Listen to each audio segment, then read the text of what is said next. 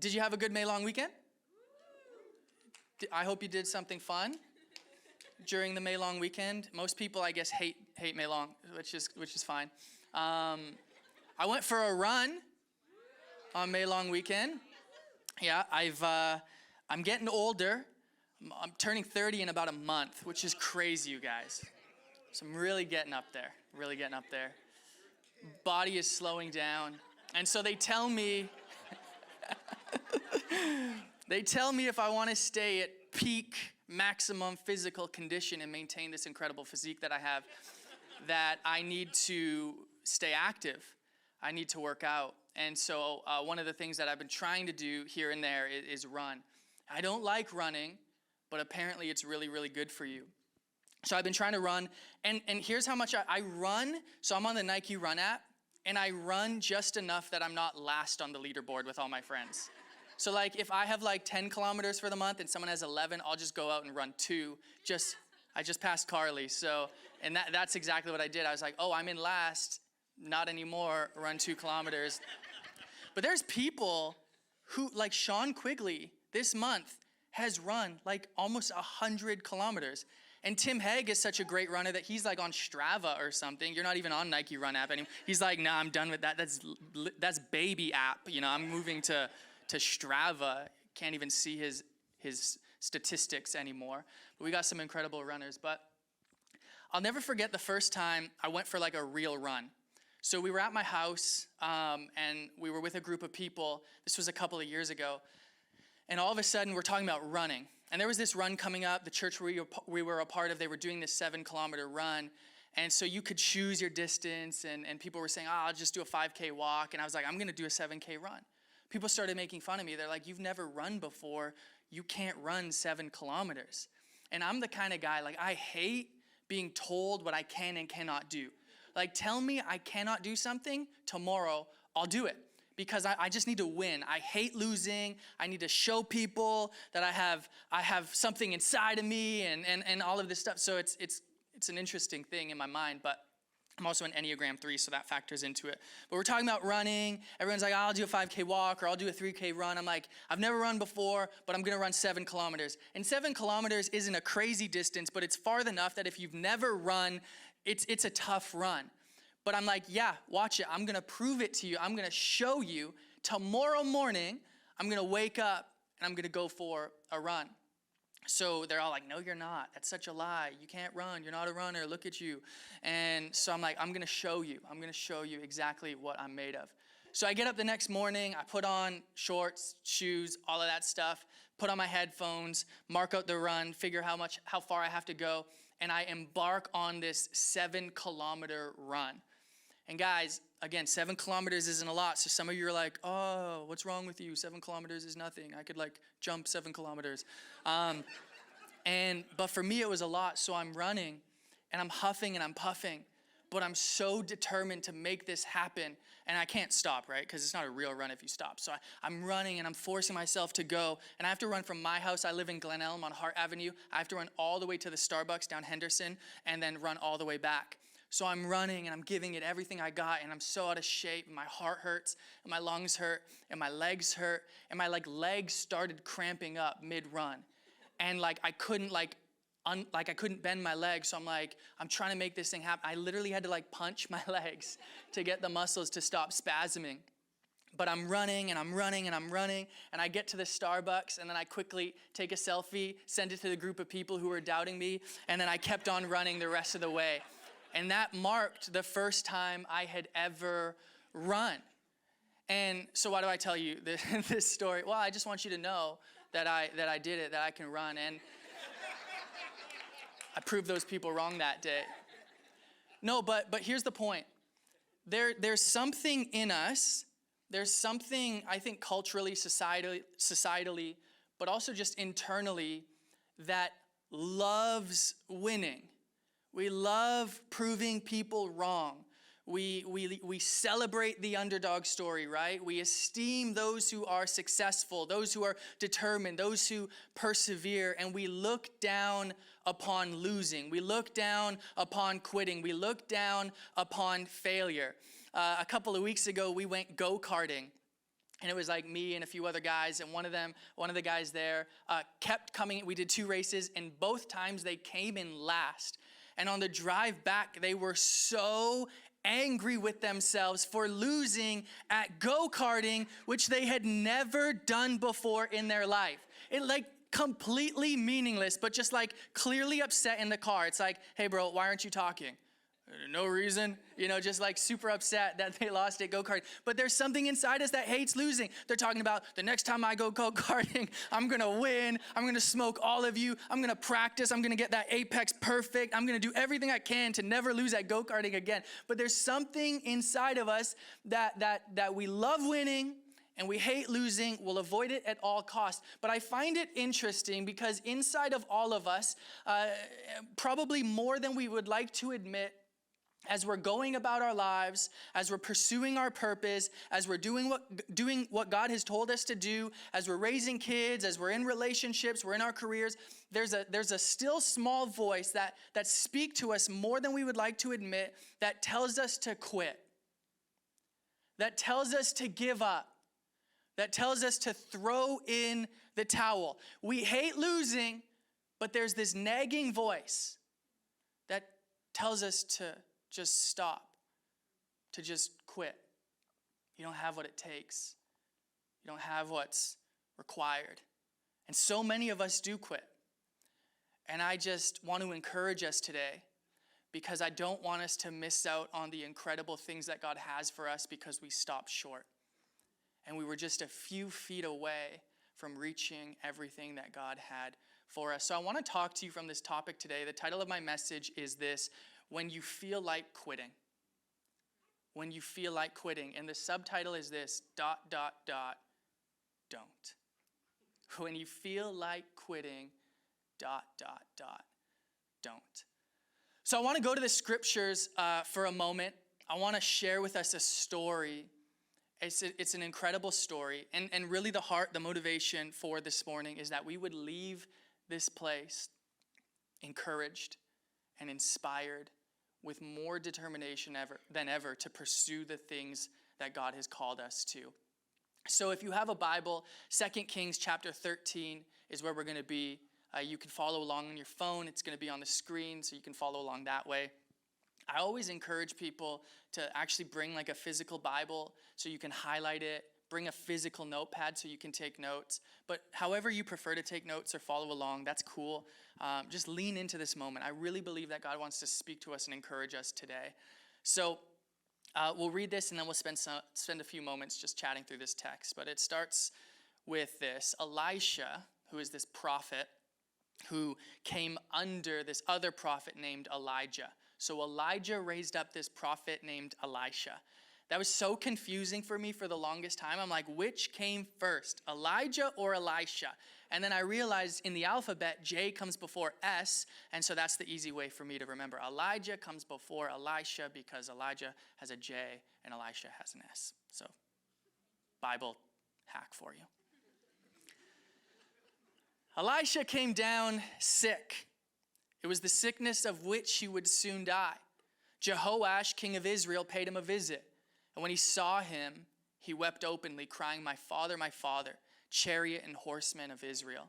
Elisha told him, go and get a bow and some arrows. The king brought him the bow and arrows. Then he told the king, put your hand on the bow. He put his hand on the bow. Then Elisha put his hand over the hand of the king. Elisha said, now open the east window. He opened it, and then he said, shoot. And he shot. The arrow of God's salvation, exclaimed Elisha. The arrow of deliverance from Aram.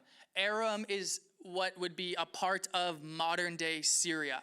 Deliverance from Aram. You will do battle against Aram until there's nothing left of it. Now pick up the other arrows, said Elisha. And he picked them up and he said to the king of Israel, strike the ground. Take the arrow and hit the ground with it. The king struck the ground 3 times, and then he quit.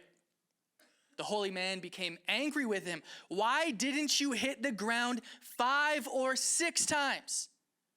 Then you would have beat Aram until he was finished. As it is, you'll defeat him 3 times only.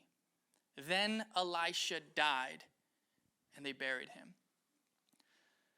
So just to give you a little bit of context, in the ancient world, in Israel at this time, God had established a few systems of leadership, but currently we're on this system of priests and kings.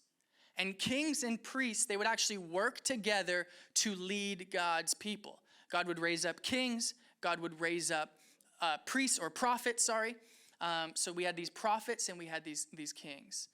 And in this story, we have a king and we have a prophet.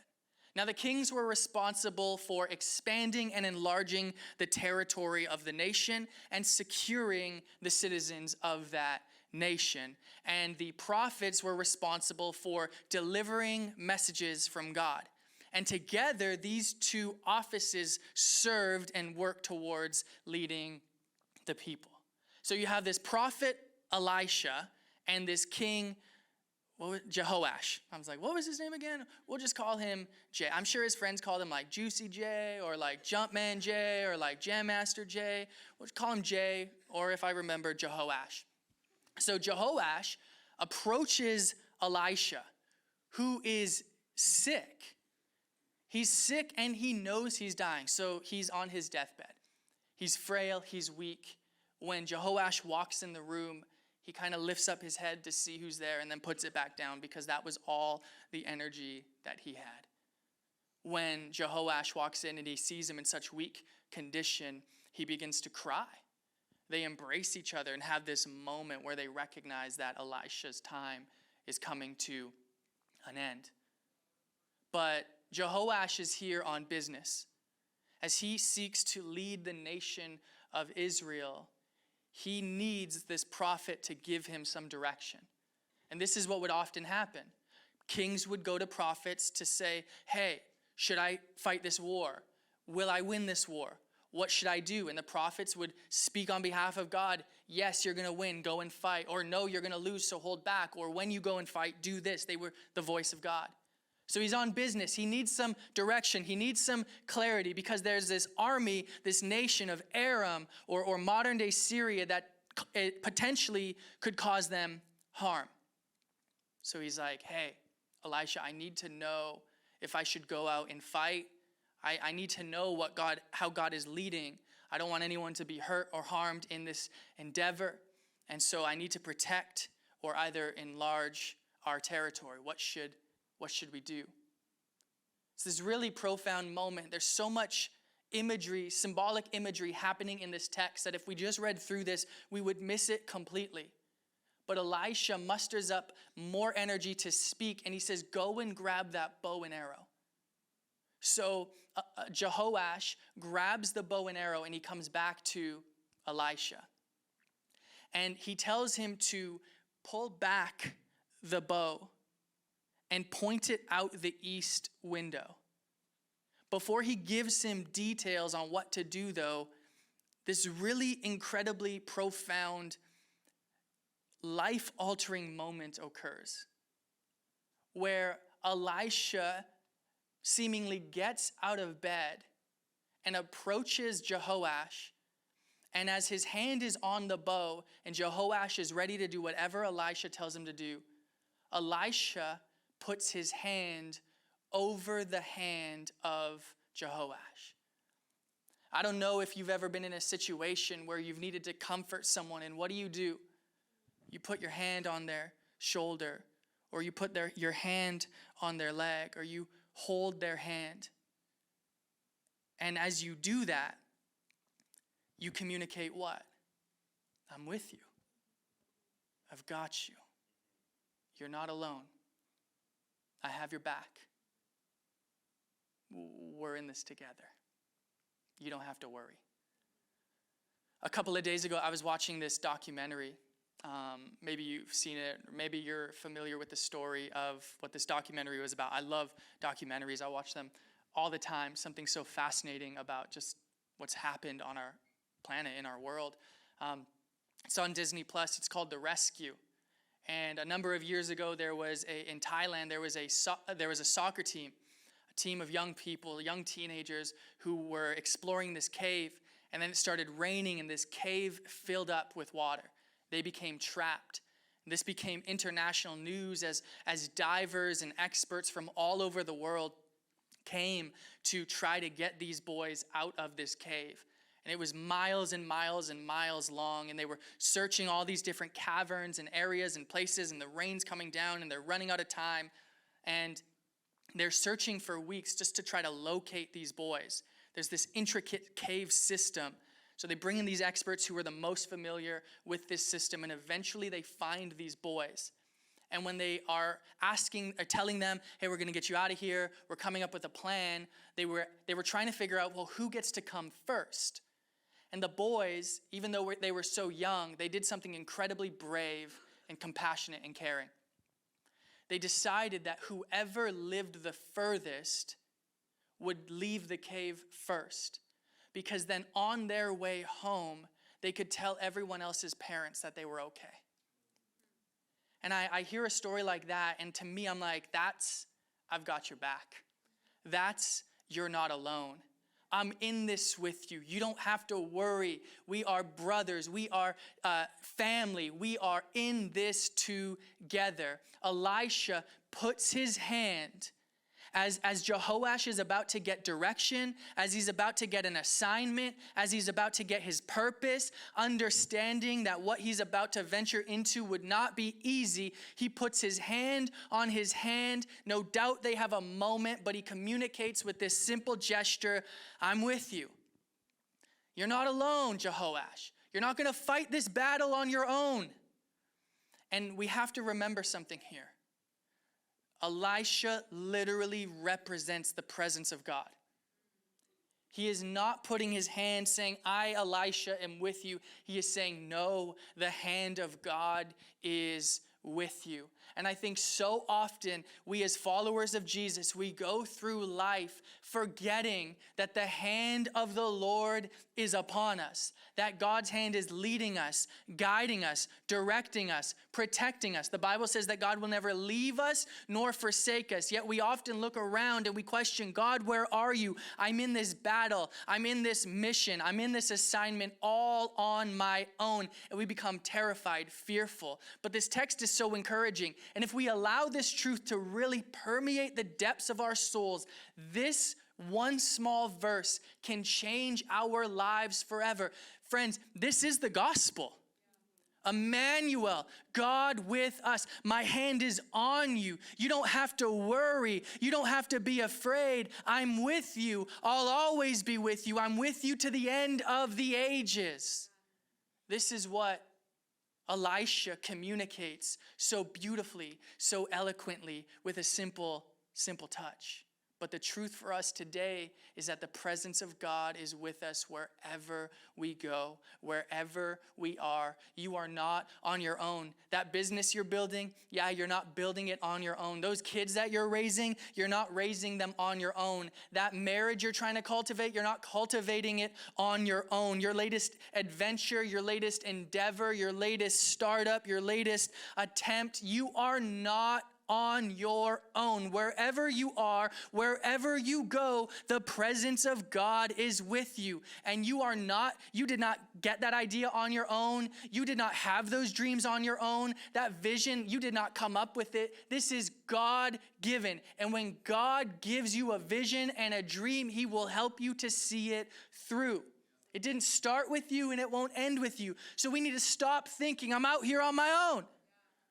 I just need to fight and muster up enough energy. I just need a new idea. I just need the right business partner. No, friend, you need God. And the good news is you have him. You have him. You can't escape from him. You can't get far away from him. The psalmist says this, if I go high or low or east or west, there you are.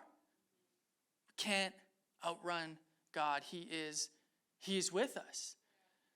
He's with us. They have this moment. He's like, God is with you. What you're about, the assignment you're about to be given, you're not going on your own. You're not going on your own. He tells him to shoot the arrow out of the east window, east towards the enemy. So he grabs the bow and arrow and he pulls it back and he shoots this arrow into the ground out the east window. This moment is essentially provocation of war. Jehoash is declaring war against Aram. We're coming for you. We're going to battle. But it's less about provocation. It's less about declaration, and it's more obedience. It's more faith. Like as he went to inquire to Elisha on behalf of God. God, what do you want me to do? Elisha says, shoot the arrow out of the window. I want you to go and fight this battle. And as you fight this battle, as you fight this war, you're not on your own. As he shoots, the arrow hits the ground. Elisha declares and exclaims, that's the arrow of God's victory. That's the arrow of God's deliverance. That's the arrow of God's salvation.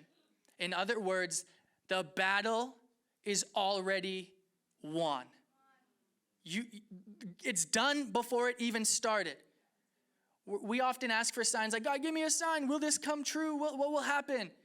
God literally gave Jehoash a sign. The battle is already over before it even started. You just have to have faith. You just have to believe. You just have to take one step after the other and trust in me. Just walk, because I've already declared the victory.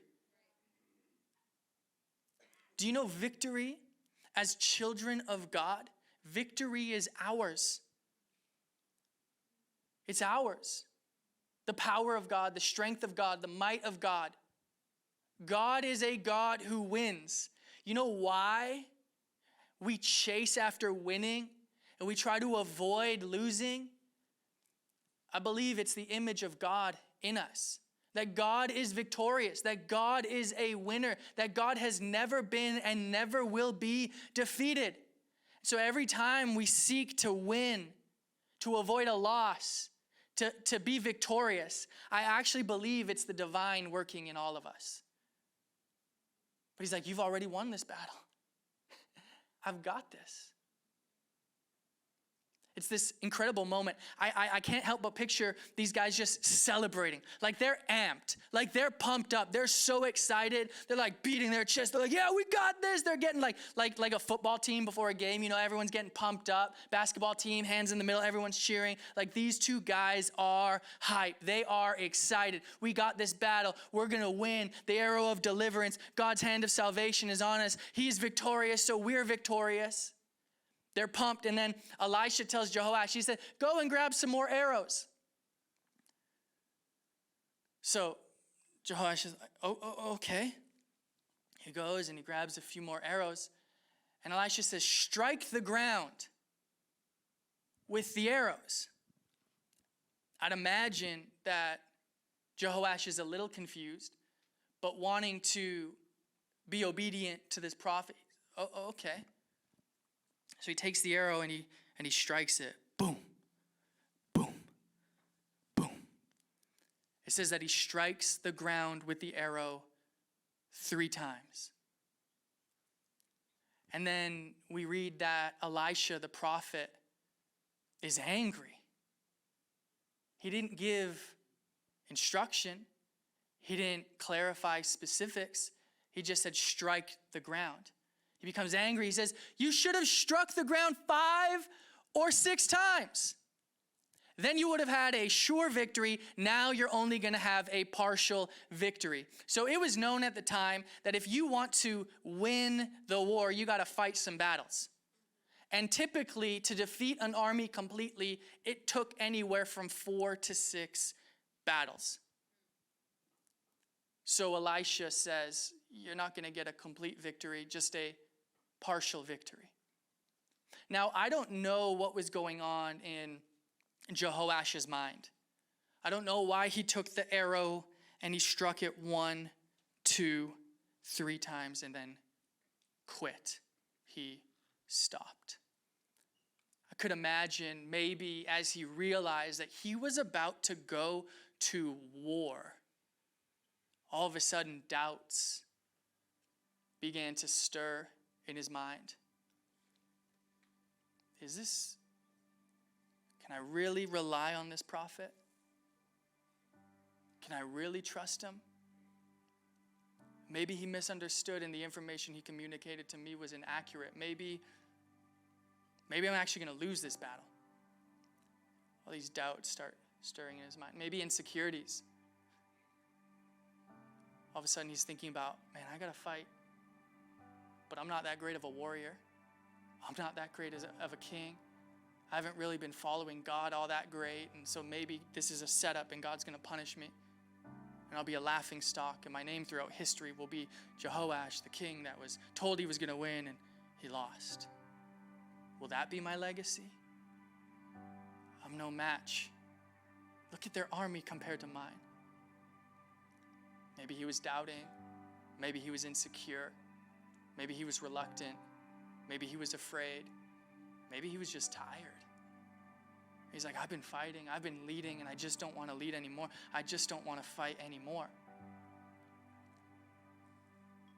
Many of us in this room, tuning in online, we find ourselves in similar positions. God has given us an assignment. God has given us a mandate. God has given us a mission. And in the beginning, we're so excited. And then we strike, and we strike, and we strike. Reality sets in, and we look around, and we feel lost. We were so sure before, and now all of a sudden, is God actually in this? Does he actually want me to fight this battle? Did he actually call me to start this business? Did he actually call me to adopt a child? Did he actually call me to marry this person? Did he actually call me to take this in school? Did he actually call me to be a part of this church? We start things, and then all of a sudden, the doubt, the fear, the anxiety, the worry. We gave it a shot, but we're not seeing results quick enough. I thought we would have won this war by now. I thought it would have been over by now. I thought there would have been victory by now. And so we say, maybe I'll move on to the next thing. Maybe I'll shoot the arrow out the west window now and see what happens there. Maybe God will be with me out the west window. Something so telling about who God is occurs in this text. Elisha is angry. Elisha is angry because this king that he cares about, this people that he cares about, called it quits. They gave up halfway through. Couldn't go any further. And this moment is indicative of the mindset of Jehoash, which tells us that the battle is actually won in private, not on the battlefield. He forfeited the victory in a room, not on the battlefield. Do you know what's preparing you for the battle is not being on the battlefield? It's the private place. It's the secret place. And there's this principle I love of deciding before it happens. When you're in the secret place with God, when you're in the quiet place and you get a word from him, you have the opportunity and the ability to decide and determine what you're going to do before it even happens. Jehoash failed to do this, and so when it got difficult, when it got scary, when his mind started racing, he called it quits. Elisha said, you should have struck the ground 5 or 6 times. Then surely you would have had a victory then. But now you're only going to have a partial victory. Here's what I came to encourage us today in church. I believe the voice of the Lord is this. Many of you are on the verge of quitting, and God wants you to hear his voice saying, don't quit. Don't quit. Because there is a victory on the other side of your endurance. There is a victory on the other side of your perseverance. When you feel like quitting, the voice of the Lord today is don't quit. Don't give up. Don't throw in the towel. Don't say tomorrow. Don't walk to another window. Don't allow the lies to become so big that you start to believe them. When you feel like quitting, don't. When you feel like quitting, keep striking the ground. Keep striking the ground. Keep striking the ground. But when do I stop striking the ground? When God tells you to do something else. But if he called you and he positioned you and he set you up, God never said it would be easy. God never said it would be quick. But he said you would have victory if you remained faithful, if you remained steadfast, if you remained true. So keep striking the ground. Many in this room are tired. Many in this room want to quit. Many in this room fantasize about another life, about a different career, about a different family, about different friends. Keep striking the ground. God has positioned you. God has called you. He has anointed you. He has predestined you. He has put you exactly where he wants you to be. The grass is not greener on the other side. The grass is green where you water it. Stay put. Don't quit. Keep striking the ground. And when it gets hard, keep striking the ground. And when it seems impossible, keep striking the ground. Do not quit on God, because he will never quit on you. Do not lose heart. Do not lose hope. Do not lose faith. He is with you and he is for you. And some of you under the sound of my voice say, yeah, maybe that's true for the person sitting on my left, and maybe that's true for the person sitting on my right. But God wants you to know this message is for you. My shirt is tucked in because this message is for you. It is not for your neighbor. It is for your family. It is for your finances. It is for your addiction. It is for your children. It is for your business. It is for your colleagues. It is for your grandparents. It is for your uncles. This message is for you. Don't quit. Don't throw in the towel. Don't lose heart. Keep going. Keep pushing. Keep chasing after what God has told you to chase after. He is for you. His hand is on your life. And if he is for you, friend, what can be against you? You got to leave here with some pep in your step. You gotta leave here with your head held high. You gotta leave here with your shoulders back, confident and sure. What? You are not the tail, you are the head. You are more than a conqueror in Jesus Christ. And he wants to do immeasurably more than you could ever ask, think, or imagine. Come on, let's strike the ground today and believe with confidence and assurance that God is with us and that he has called us.